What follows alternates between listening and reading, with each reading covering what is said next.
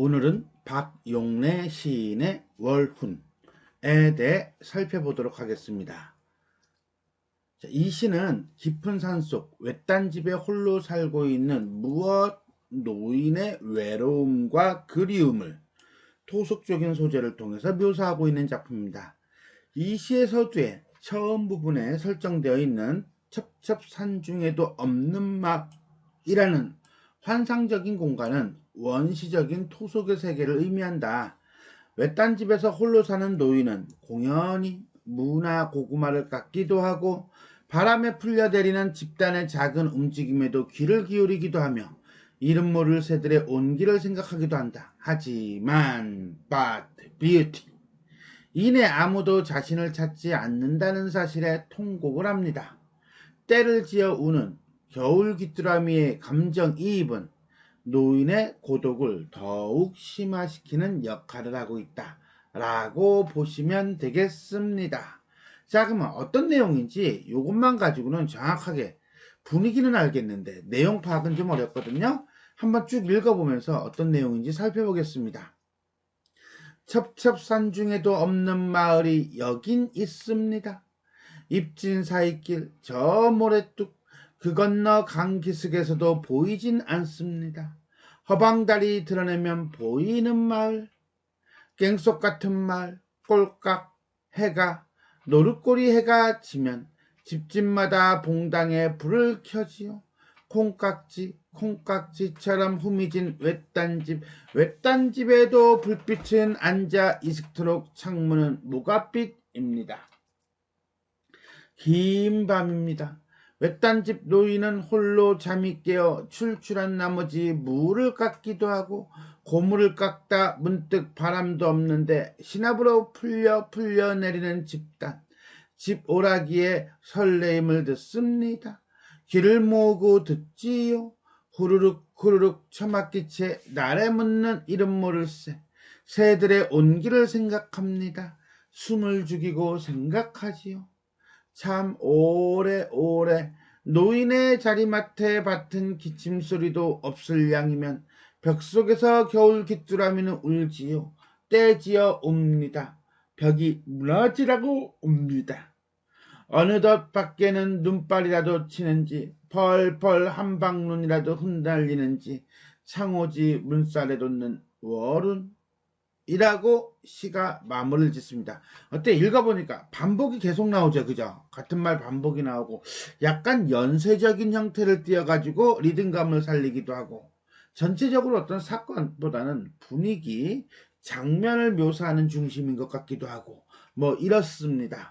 자, 그럼 어떤 내용인지 한행 한 구절 한 구절 살펴보도록 하겠습니다. 첩첩산중에도 없는 마을이 여긴 있습니다. 여기는 있습니다죠.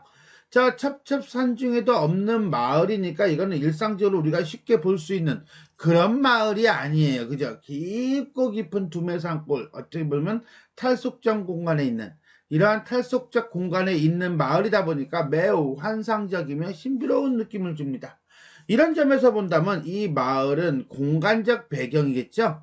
공간적 배경이면서 시적 대상이라고 볼 수도 있겠습니다. 입진 사이길 저 모래뚝 그 너머 강 기슭에서도 보이지는 않습니다. 저 모래뚝 그 너머이기 때문에 첩첩산중에도 없다라는 이 탈속적인 이미지를 더 잘 보여주고 있습니다. 더더군다나 있습니다, 않습니다와 같은 경어체를 사용함으로써 신비감을 더해주고 있다. 자, 이렇게 보이지 않는 마을, 없는 것처럼 보이는 마을이라 할지라도 허방다리를 드러내면 일종의 함정과 같은 것을 꼭 벗기면 보이는 마을이라고 해서 명사로 끝을 내고 있네요. 이렇게 명사형 종교를 통해 시적 여운을 드러냄과 동시에 자, 이 허방다리를 드러내야지 보이는 마을이라는 점에서 쉽게 드러나지 않는 마을이라고 보시면 되겠어요. 장면을 제시해주고 있는 거죠. 1년 첩첩산중에 후미진 마을.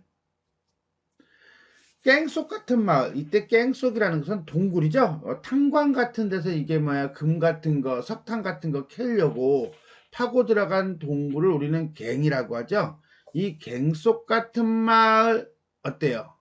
쉽게 드러나지 않죠. 신비로움이에요. 꼴깍 해가, 노릇꼬리 해가 치면 집집마다 봉당에 불을 켜지요. 자, 노릇꼬리는요 되게 짧죠. 그러니까 이건 뭐야, 짧은 겨울 해가 지는 상황을 보여주면서 시간적 배경이죠. 집집마다 봉당에, 봉당이라는 건 토방, 방언이에요. 불을 켜지요. 콩깍지, 콩깍지처럼 후미진 외딴집, 외딴집에도 불빛은 원숭이 똥꾸녕은 빨개, 빨가면 사과, 사과는 맛있어, 맛있으면 바나나, 이렇게 가죠. 즉 뭡니까? 연쇄법이에요. 연쇄법과 반복법을 통해 운율을 형성하면서 아까는 마을에다가 공간적 배경이라고 했는데 이번에는 이 공간적 배경, 시적 대상이 외딴집으로 바뀐 거예요. 자, 그럼 마을이라고 하는 데서 외딴집이니까 전체적인 모습에서 조금 더 가까워진 거죠. 일종의 시선의 이동에 해당하겠다라고 보시면 돼요. 불빛은 앉아 이슥토록 밤이 깊도록 시적 허용이고요. 모갓빛입니다. 모갓빛, 시각적 이미지죠. 색감이 아름다운 열매이면서 따뜻하고 포근함과 향토적인 분위기를 조성을 한다.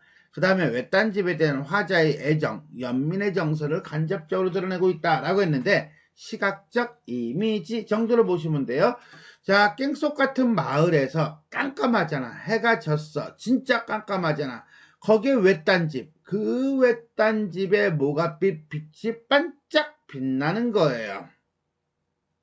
깽속 같은 마을에 모갓빛 창문. 긴 밤입니다. 시간이 그만큼 지났나요? 진짜 깜깜한가 보다. 그죠? 외딴집 노인은 잠깐 그러면은 좀 전에 외딴집을 밖에서 비췄는데 이번에는 외딴집 안으로 들어가 버린 거죠. 시적 대상이 또 변한 거예요. 자, 원경에서 근경, 확실한 근경이에요. 홀로 잠이 깨어 혼자예요. 그죠? 고독한 모습을 보여주며 출출한 나머지 물을 깎기도 하고 고물을 깎다가 문득 바람도 없는데 신압으로 풀려내리는 집단 오락기의 설레임을 듣습니다. 잠깐. 자, 신압으로 풀려내리는 집단 오락기의 설레임을 듣습니다. 이것도 뭐예요? 그렇죠. 연쇄법이죠. 연쇄법과 반복법을 통해서 운율을 형성하고 있다라고 보시면 돼요. 자, 여기서 말하는 신압으로라고 하는 것은 모르는 사이에 조금씩 뭐 요즘 야금야금 이 정도로 이해하시면 될 것 같아요. 결국 요 구절은 집단이 풀리는 소리를 들으며 누군가가 오는 소리를 상상 또는 기대하고 있다라고 보면 돼요. 그래서 귀를 모으고 듣지요. 기다림. 후루룩 처맞기채 날에 묻는 이름 모를 새들의 온기를 생각합니다. 숨을 죽이고 생각하지요. 한마디로 이 이름 모를 새의 새들의 온기예요. 여기서는 새라고 얘기했지만 누군가가 왔으면 좋겠다는 거야. 그걸 기다리고 있는 거야. 그 새의 온기를 생각한다는 것은 결국은 따뜻한 인간에 대한 향수 내지는 막연한 기다림이라고 보시면 됩니다. 이 3년에서 나오는 건 외딴집 노인과 그 다음에 이름 모를 새지요. 3년은 결국 잠을 이루지 못하는 노인과 처마 밑에 있는 새. 사연 보겠습니다. 참 오래 노인의 머리맡에 밭은 기침소리도 없을 양이면 기침소리도 나지 않는다면 무척 고요하다면 이런 뜻이에요. 벽 속에서 겨울 귀뚜라미는 울지요. 귀뚜라미가 우는 거야? 아니죠. 화자가 울겠죠. 객관적 상관물이에요. 때를 지어 웁니다. 벽이 무너지라고 웁니다. 자, 누가 울어요? 귀뚜라미가 울죠. 아니지. 노인이 우는 거겠죠. 점층이에요. 때를 지어 울고 벽이 무너지라고 울고 과장이고요. 그러면서 노인의 고독감의 깊이, 그 다음에 겨울밤의 절망적인 외로움 등을 청각적 심상을 통해서 보여주고 있다라고 보시면 되겠습니다. 사연, 겨울 귀뚜라미의 통곡. 어느덧 밖에는 눈발이라도 치는지, 자, 좀 이따 얘기하겠지만, 밖이라고 하는 단어, 그 다음에 시어, 눈발, 펄펄펄 한방눈이라도 흩날리는지, 외로움과 적막감을 심화시키고 있대요. 이건 조금 이따 설명할게요. 여기까지 읽고 난 다음에, 창호지 문살에 돋는 월훈 제목이 이제야 나오네, 그죠? 월훈은 달물이에요. 그래서 이 달물을 통해서 노인의 외로움과 그리움을 상징하고 있다. 명사형 종결을 통해 깊이감을 드러내고 있다. 라고 보시면 되겠습니다. 자, 이 부분을 설명하려면 일단 전체를 살펴봐야 할 것 같아요. 전체 첩첩산중에도 없는 마을이에요. 첩첩산중에도 없는 마을이니까 이렇게 여기겠네, 그치? 근데 이 마을이 집이 한 채가 아니야. 두 채 이상일 거야. 왜? 자, 외딴집이라고 그랬거든. 그러니까 이 마을에 외딴이야. 외딴이니까 여기에 이렇게 집이 하나 있는 거야. 여기에 모가빛 불빛이 반짝하고 비춰지는 거야. 깜깜한 밤에. 자, 그러면 이 집이, 마을이 있습니다. 그 마을에 외딴 집이 있습니다. 자, 그런데 그 외딴 집을 다시 확대를 해보니까, 외딴 집 안에는 노인이 한 명 살고 있네요. 근데 그 노인이 얼마나 외로운지 물을 깎고, 그 다음에 뭐합니까? 고구마를 깎고 있네요. 벽 속에는 누가 귀뚜라미가 목이 터져라고, 아니, 이게 귀뚜라미라고 치자. 뭐 한다고? 벽이 무너지라고 웁니다. 그것은 결국 노인이 울고 싶은 거죠. 클라이닝 하고 있는 거예요. 그러다가 밖에는 눈발이라도 치는지라고 하는 거 보니까는 뭐예요? 그렇죠. 눈이 내리고 있는 거예요. 됐니? 여기까지? 창문을 내다봤나 봐요. 창문을 내다보니까 눈이라도 내리는지 아니면 한방눈이라도 떨어지는지 뭐가 일어나고 있어? 그렇지. 멀리 뭐가 있어? 그렇지. 달무리가 있는 거예요. 자, 멀리 뭐가 있어? 달무리가 있어. 그러니까 이 노인이 본 거는 눈발이라든가 한방눈이 아니라 뭐죠? 달무리죠. 이 달무리를 보면서 저기 어디에 눈이 내리나 보다 이러는 거예요. 그렇다면 이 노인과 그 다음에 바라보는 노인과 이 눈발이 됐든 한방눈 또는 달무리는 같이 연결되는 거야? 아니죠. 멀리 단절이 되어 있는 거죠. 그러다 보니까 이러한 외로움과 적막감의 심화라고 하는 것이 나타나며 이 월후는 결국 노인의 외로움과 그리움을 상징한다 라고 볼 수가 있는 겁니다. 자, 그 다음에 시상전개 방식은 전체에서 조금 더 이동을 했다가 어디로 이동을 했다가 그 다음에 어디로 이동을 하는 거야. 그렇죠. 자, 그러니까는 결국은 여기서부터 여기까지, 여기는 아니고 이건 노인의 시선이고 여기까지 시선의 이동을 통해서 원경에서 근경을 통해서 시상이 전개되고 있다라고 보시면 되겠습니다. 자, 오연은 달무리 진 저녁의 광경이네요.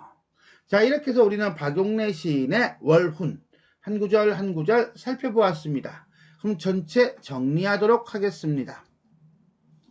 자, 자유시고요, 서정시고요, 그 다음에 향토적이다, 서정적이다, 겨울 외딴 마을, 노인의 고독을 다루고 있다. 좀 전에 얘기했죠? 원경에서 근경으로 시선 이동을 하며 시상을 전개시키고 있다. 자, 마을이에요. 마을이 있습니다.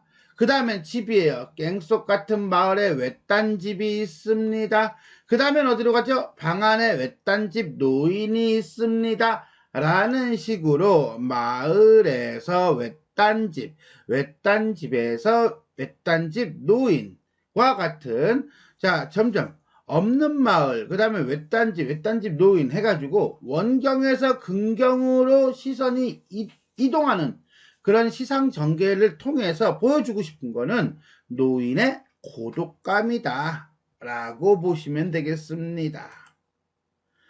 다음에 명사형 종결 구문을 통해 정감의 깊이를 더해주고 있다 라고 했는데 전체적인 표현상의 특징으로 우리가 살펴보도록 하겠습니다. 우선 연세법이에요. 연세법이 어디에 나오냐? 아까 잠깐 얘기했듯이 콩깍지처럼 후미진 외딴집은 또 불빛은 이렇게 나간다는 거야. 즉 앞구절의 끝구절 다음에 다음 구절의 앞구절에 이어받는 그럼 원숭이 똥구녕은 빨가면 사과는 맛있어 이렇게 되는 거예요. 이런 연세법이 사용되고 있다. 전칭법은 귀뚜라미죠. 귀뚜라미는 울지어 때를 지어 웁니다. 벽이 무너지라고 웁니다. 별이 무너지라고. 자, 의미를 점점 고조시켜서 내용을 강조하고 있습니다. 종결은 명사형 종결이에요. 그죠? 자, 월훈 이런 식이야. 외딴집. 자, 명사형으로 종결해서 시적 여운을 주고 있다 라고 볼 수 있겠습니다. 하나 더 봅시다. 자, 심상이에요. 심상은 노릇꼬리 해가 지면 불을 켜지어 모가빛 집니다 와 같이 노인의 방을 묘사하는 부분은 시각적 이미지를 활용하여 시상을 전개하는 반면 노인의 정서를 드러내는 부분은 겨울 귀뚜라미를 통해 청각적 이미지를 사용하여 시상을 전개하고 있습니다. 이런 것도 우리가 챙겨놓을 필요가 있겠네요.